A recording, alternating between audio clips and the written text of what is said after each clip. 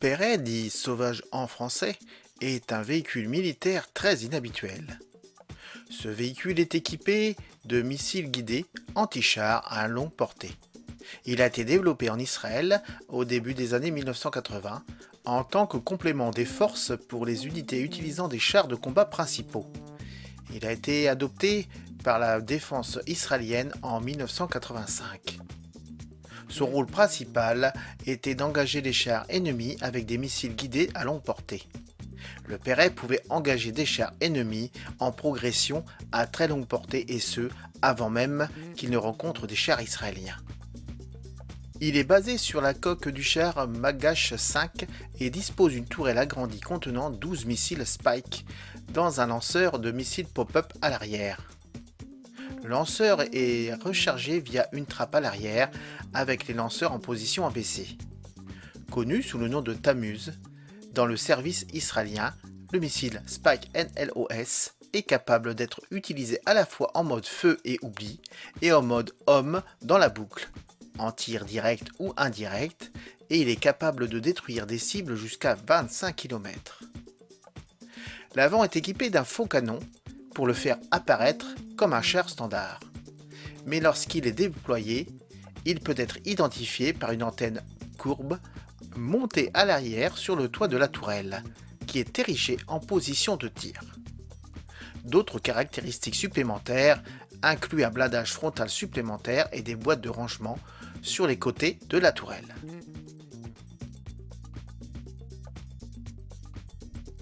Pendant 3 décennies, les informations sur le porte-missile anti-char ainsi que sur ces missiles ont été gardées dans le plus grand secret. Les premières images de ce véhicule n'ont été divulguées qu'en 2013. Les informations sur le Perret n'ont été déclassifiées qu'en 2014 et 2015. Ce véhicule a été retiré du service en 2017. Ce porte-missile anti-char a été délibérément conçu pour ressembler à un char de combat principal israélien typique afin de dissimuler son véritable rôle. Il améliore la capacité de survie sur le champ de bataille, car un tel véhicule deviendrait immédiatement une cible prioritaire pour les forces ennemies. De plus, sa ressemblance avec un char de combat principal typique a permis aux forces de défense israéliennes de garder ce véhicule dans le plus grand secret pendant près de 30 ans.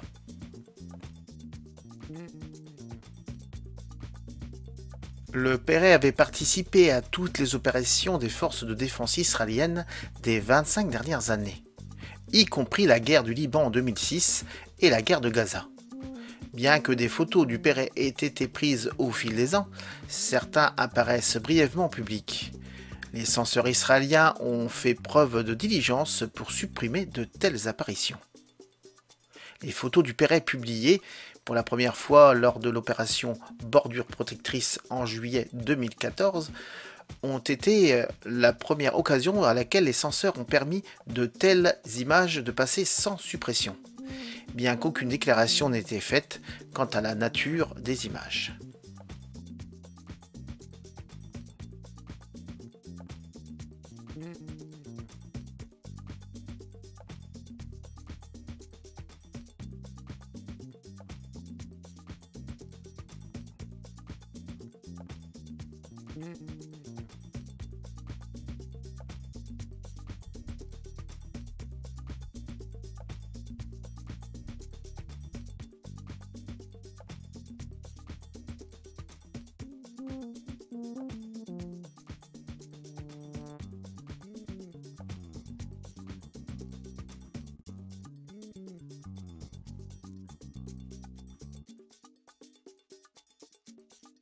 Avant le tir, un pack de fusées ainsi qu'un mât avec des systèmes optiques sont élevés au-dessus de la tourelle.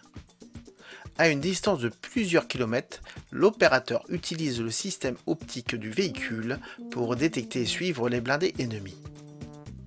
Le chercheur électro-optique EO, Spike NLOS, intègre un double capteur capable d'engager efficacement des cibles de jour comme de nuit et dans des conditions météorologiques défavorables. Il avait la plus grande portée d'engagement dans cette classe de machines militaires. De plus, il était très bien protégé pour cette classe de véhicules. En fait, le char était l'un des porte-missiles anti-char les plus protégés ayant vu les services opérationnels. L'armement secondaire comprenait 2 mitrailleuses de 7,62 mm montées à l'extérieur. Ceux-ci ont été utilisés pour l'autodéfense. Il était propulsé par un moteur diesel développant 750 chevaux.